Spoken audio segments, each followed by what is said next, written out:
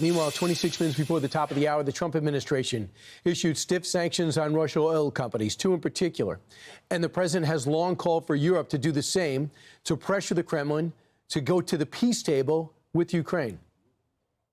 The United States is fully prepared to impose a very strong round of powerful tariffs which would stop the bloodshed. For those tariffs to be effective, European nations, all of you are gathered here right now, would have to join us in adopting the exact same measures. They want to see it end, too. They really want to see it end. But I can say they're totally committed. If this went on for 10 more years, Europe is behind them. They just can't let that happen. Yep, and that is true. The EU has responded, passing new sanctions to ban the import of Russian natural gas by the end of 2027. 19% of Europe's natural gas comes from Russia right now. And joining us to discuss this and shed some more light is the President of the European Parliament, Roberta Metsola. Good morning. Madam President, thanks so much for being here. Thank you. We sanctioned two major Russian oil and gas companies. They are massively trying to sell off, their Lukoil is, some of their gas station outlets in the U.S. Do you think this is going to strike a cut to the bone with Russia? Well, it will definitely go one step further in crippling Russia's war machine. It is something that we've been working on ever since day one, because we realized and recognized that Ukraine's security is Europe's and also the world, including the United States' security. There was a reality at the very beginning of the war that there were some countries that were almost completely dependent on Russia for gas. And that was an immediate pivot away by the European Union towards countries like the United States, which we thank also for having been with us at every step of the way in order to make sure that we're going to help Ukraine, that we're going to make sure that we do not have war on our continent, but also understand that if we need to diversify where we get our energy from, if we need to see that for too long we were relying on unpredictable neighbors that think that they can invade one of our other neighbors, that was not the way to go. And that's why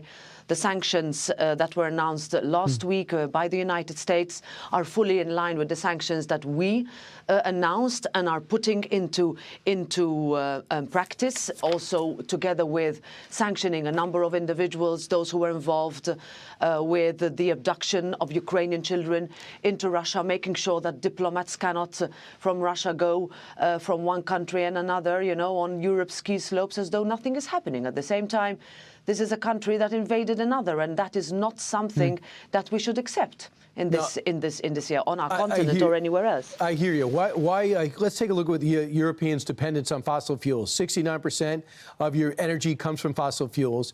1.3 billion a month. Europe purchases of Russian fossil fuels. Why isn't it possible to go to zero? Couldn't we backfill you? Have we offered to be the primary provider? Is that a practical solution? The idea is to go to zero. In fact, the entry into force of the pieces of legislation will have been brought forward to the end of 2026.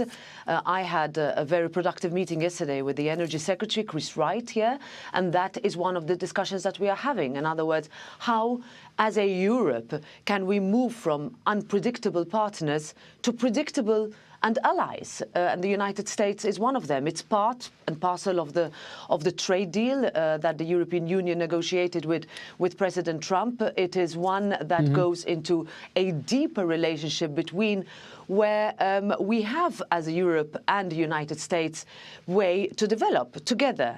This, of course, does not exclude that we pursue, of course, clean energy in certain parts of the European Union in order to diversify our mix, but absolutely no more dependence, and that will not happen again, on Russia. Yeah, hopefully. I don't care how this ends. I think we all should agree on that. Because the Middle East and America could help. So let's look at this trade agreement for bullet point purposes between the EU and U.S. And I want to know what you think about it. 15% import tariff on most EU goods. No tariffs on U.S. exports. EU gets to invest $600 billion in U.S. They'll get profits there. EU to purchase $750 billion worth of our energy. That could substitute for Russia. 50% tariff on EU steel and aluminum. How do you feel about this deal? How does the EU, do you think, feel moving forward with this trade deal with the U.S.? Well, this is part of the discussions I'm having also, first on the Hill and also with US businesses who invest in Europe and European businesses who invest in the US, because our trade deal is the largest in the world. We are the #1 trading partners of each other, and this deal gives the predictability that we had long been seeking in order to make sure that we can have a deeper relationship. Now, we as a parliament, I run a parliament of 720 members that will look into this deal, that will go through the different parts in order to implement it. But by and large, we can see that there is a potential for growth. There's a potential for us to get closer. There is a potential for us to see that if we need reliability and predictability, the United States can offer it, and we can offer it to US businesses. And that is what you will find in a Europe that today clearly and unequivocally says that we are open for business. Absolutely, and much more dependable than China, and it's a great message to send China, especially on the eve of a big meeting tomorrow. Madam President, thanks so much for your time. Best of luck with your meetings on the Hill.